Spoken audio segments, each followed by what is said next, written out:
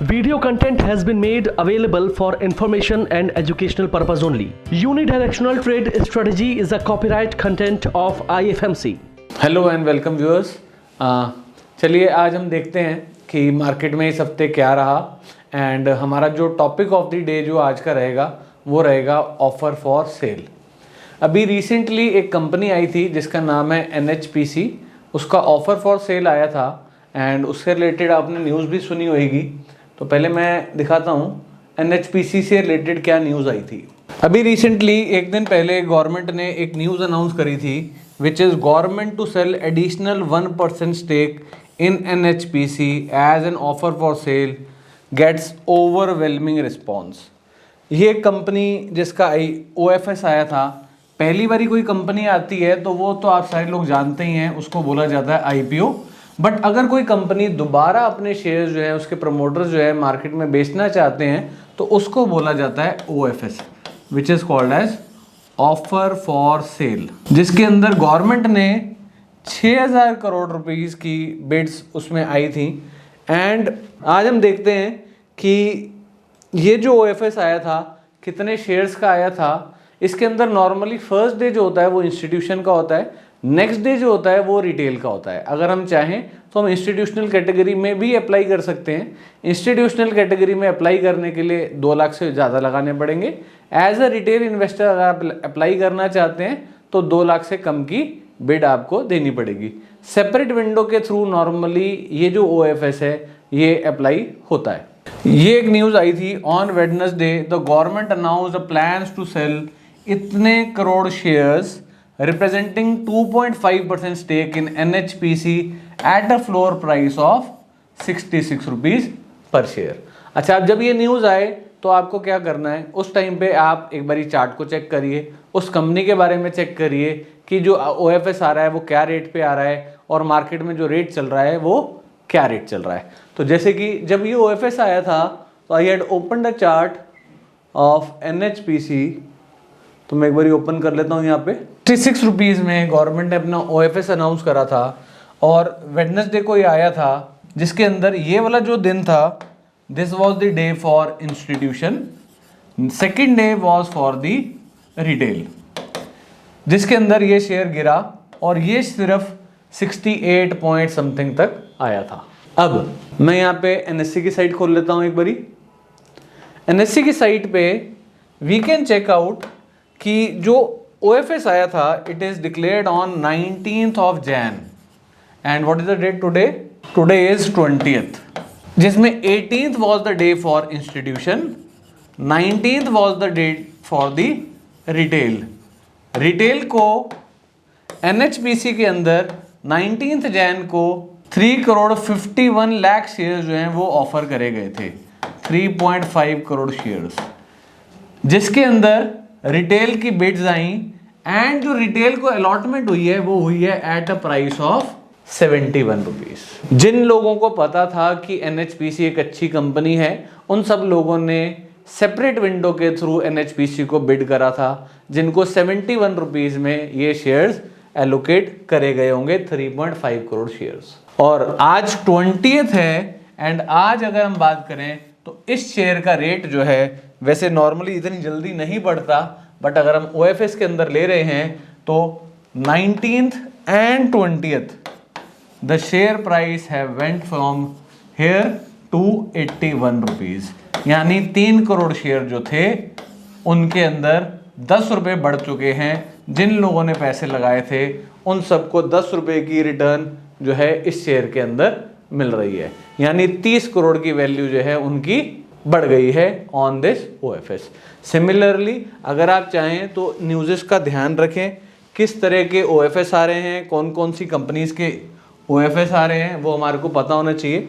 इससे पहले एयरकॉन का आया था, उससे पहले और स्टडी करना चाहें तो आप इन सब को स्टडी कर सकते हैं। जैसे SJVN का आया था, श्याम मेटालिक्स का आया था एंड वेरियस अदर्स का आया था।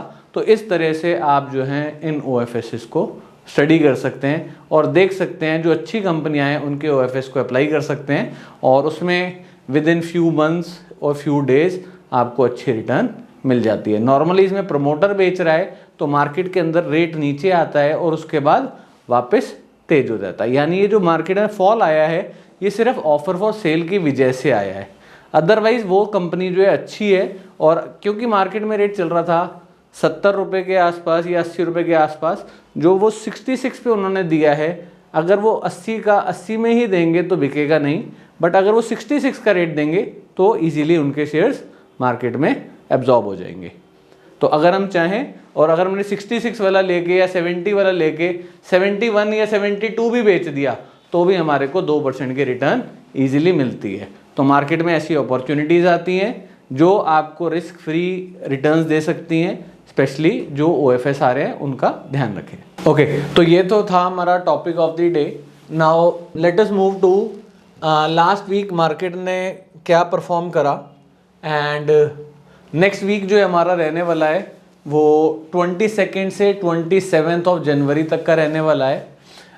इस वीक के अंदर देखते हैं पहले क्या क्या इंपॉर्टेंट इवेंट्स होने वाले हैं। तो हम इकोनॉमिक कैलेंडर पे चलते हैं। 22 कोई इंपॉर्टेंट डाटा नहीं है, 22 को मार्केट भी यहाँ पे क्लोज है। 23 को यूएस में कोई इंपॉर्टेंट डाटा नहीं है।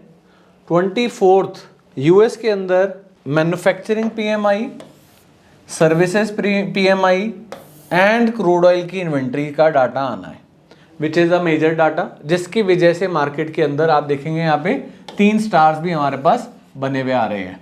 तो जैसा ये डाटा आएगा उसके अकॉर्डिंग वैसा मार्केट के अंदर रिएक्शन हमारे को देखने को मिल सकता है। इसके बाद थर्सडे को यूएस के अंदर एक इंपॉर्टेंट डाटा आना है, which is the GDP data. Q4 का GDP डाटा आना है। प्रीवियस 4.9 है, फोरकास्ट है कि ये GDP डाटा जो है गंदा आना है। तो मोस्ट प्रोबेबली थर्सडे को मार्केट के अंदर ये डाटा आएगा एंड इसके बेसिस पे हमारे को एक रिएक्शन मार्केट को अंदर देखने को मिल सकता है। इसके अलावा ड्यूरेबल गुड्स का ऑर्डर आना है, रिटेल इन्वेंट्रीज आनी है, jobless claims is another data जो यूएस के अंदर आना है। इसके अलावा बिल्डिंग परमिट्स का डाटा आना है विच इज़ ऑन थर्सडे। तो थर्सडे काफ़ी सारे डाटाज आने हैं जिसके बेसिस पे फ्राइडे को मार्केट के अंदर एक मेजर मूव देखने को मिल सकता है। फ्राइडे फेड की बैलेंस शीट आनी है, इंडिया के अंदर forex reserve, deposit growth and bank loan growth हमारा डाटा जो है वो डिक्लेयर होना है। तो मेजर जो मूवमेंट है वो हमारी थर्सडे को है। इसके अलावा अगर हम बात करें तो बाजार के अंदर जो मेजर मूवमेंट्स होएगी वो रिजल्ट सीजन चल रहा है अभी, तो रिजल्ट्स के बेसिस पे ही मार्केट के अंदर हमारे को रिएक्शन देखने को मिल सकता है। तो चलिए पहले देखते हैं कि लास्ट वीक जो हमारे यूनिटीएस के लेवल्स थे उसके अकॉर्डिंग मार्केट ने कैसा परफॉर्म करा। हमारे जो लास्ट वीक जो हमने लेवल्स मार्केट के निकाले थे दैट वर मंथली में हम तेज थे, वीकली एंड डेली इन दोनों पैरामीटर्स पे हम तेज थे। एंड हमने एक लेवल की बात करी थी विच इज 21,773 या 770 के आसपास का लेवल हमारा weekly as well as daily दोनों लेवल्स जो थे वो यहीं पर ही आ रहे थे। और आप देखिए हमारा जो ये था हमारा मंडे, ये था ट्यूसडे। मंडे को हम ऊपर चल रहे थे, ट्यूसडे को हमारा डेली वाला जो लेवल था उसके नीचे आ गए थे। वेडनेसडे को हमने एक रिजल्ट आए HDFC बैंक के, वैसे तो अच्छे थे बट क्योंकि मार्केट के अंदर काफ़ी ज़्यादा वॉलेटिलिटी चल रही थी, एक्सपायरी का दिन था, ऑप्शन का डाटा जो था वो थोड़ा सा गड़बड़ था, तो उसकी वजह से मार्केट ने हमारा जो मेजर लेवल था 21,773 एंड 21,747 ये दोनों लेवल्स को हमारा तोड़ दिया था। और उसके बाद से तो वेडनेसडे हम नीचे रहे, थर्सडे भी हम नीचे रहे, फ्राइडे भी नीचे रहे। ये वीक हमारा एक स्पेशल वीक था जिसमें सैटरडे को भी मार्केट खुली है, तो सैटरडे भी आज हमारी सेलिंग ही बनी है। तो जब तक हम अब इन लेवल्स के नीचे हैं तो हमें नीचे ही रहना चाहिए। तो चलिए एक बारी देख लेते हैं नेक्स्ट वीक के लिए हमारे क्या लेवल्स रहेंगे निफ्टी के। तो मैं यूटीटीएस मॉनिटर पे चलता हूँ। नेक्स्ट वीक के लिए प्लीज़ नोट डाउन कर लीजिए इंपॉर्टेंट लेवल्स। मंथली में अभी भी हम अप हैं, बट जो मंथली हमारी सपोर्ट आ रही है वो बहुत ही नीचे की तरफ आ रही है। वीकली पे हम डाउन हो चुके हैं, 20,053 जो है ये हमारा एक रेजिस्टेंस का लेवल बन गया है जो वीकली का बन गया है। डेली में हम इसको नहीं कंसीडर करेंगे क्योंकि ये फ्राइडे का डाटा है, तो लेवल नोट डाउन कर लीजिए। डेली पे भी हमारी रेजिस्टेंस आ रही है एंड 21,706 ये हमारा क्या है रेजिस्टेंस का लेवल बन गया है। तो जो इंट्राडे ट्रेडर्स हैं उनको कोशिश ये करना है कि हम शॉर्ट की पोजीशन बना के चलें। जो पोजीशनल ट्रेडर्स हैं उनको भी शॉर्ट के में पोजीशन में ही रहना है और थोड़ा कॉशियस रहना है। जो लॉन्ग पोजीशनल हैं उनका लेवल अभी काफ़ी दूर है, तो बाजार के अंदर थोड़ा सा कॉशियस रहने की ज़रूरत है, क्योंकि 21,706 एंड 22,053 ये हमारी दो मेजर रेजिस्टेंस पॉइंट्स आ रहे हैं। तो चलिए एक बारी बैंक निफ्टी पे चलते हैं एंड देखते हैं बैंक निफ्टी के अंदर लास्ट वीक कैसा रहा मार्केट के अंदर। बैंक निफ्टी हमारी मंथली पे अप था, वीकली पे भी अप था, डेली पे भी अप ही था। 45, 47, 576 लास्ट वीक के अंदर 47, 576 ये हमारा मंडे का दिन था, तेज हुए। ट्यूसडे को मार्केट के अंदर एक डोजी बना जो इनडिसीजन का कैंडल थी, और वेडनेसडे को मार्केट के अंदर बैंक निफ्टी के अंदर एक मेजर गैप डाउन हमारे को देखने में मिला। और उसके बाद हम वेडनेसडे को भी रेड कैंडल आई, थर्सडे को ग्रीन आई बट रेड के ऊपर नहीं गए, फ्राइडे को भी रेड आई और आज ग्रीन आई है, बट अगेन हम अभी आज भी इस रेजिस्टेंस के ऊपर क्लोज नहीं हो पाए हैं। तो यानी जो हमारे मेजर लेवल है अब 44,580 हमारा एक मेजर लेवल आता है, और ऊपर हमने 47,500 का जो लेवल है उसको हमने तोड़ दिया है। तो एक बार हम यूनिटीएस के अकॉर्डिंग नेक्स्ट वीक के लिए प्लीज नोट डाउन कर लीजिए बैंक निफ्टी के लेवल्स। मंथली 44,580 ही हमारा लेवल है, वीकली में बैंक निफ्टी वीक हो चुकी है एंड 47,891 जो है ये हमारा एक रेजिस्टेंस का लेवल आ गया है। डे पे अगर हम बात करें तो 46,103 ये हमारा क्या आ रहा है, एक रेजिस्टेंस का लेवल आ रहा है। तो बैंक निफ्टी के अंदर इन तीन लेवल्स का ध्यान रखेंगे। जो लॉन्ग पोजिशनल ट्रेडर्स हैं वो तेजी में रह सकते हैं, बट जो शॉर्ट पोजिशनल हैं एंड जो पोजिशनल ट्रेडर्स हैं उनको शॉर्ट की पोजीशन में ही ध्यान देना है। बाकी रिजल्ट सीजन है तो रिजल्ट्स के अकॉर्डिंग ज़्यादा रिएक्शन आ रहा है, तो ये मंथ के अंदर हमारी लास्ट वीक भी है ये एक्सपायरी का, तो थोड़ा सा कॉशियस रहने की ज़रूरत है।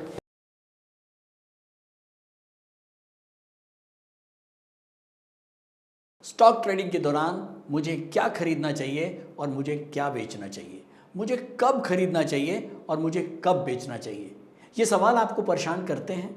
तो चलिए सिंप्लीफाई करते हैं स्टॉक ट्रेडिंग को और निकालना सीखते हैं वो एक्यूरेट पॉइंट्स जहां हमें स्टॉक को बाय या सेल करना है। मेरे यानी मनीष तनेजा के साथ IFMC की यूनिटीएस स्ट्रैटेजीज से। यूनिटीएस यानी यूनिडायरेक्शनल ट्रेड स्ट्रैटेजीज जो है हर स्टॉक ट्रेडर की पहली पसंद, जो बनाती है स्टॉक ट्रेडिंग को सिंपल, एक्यूरेट और स्ट्रेस फ्री।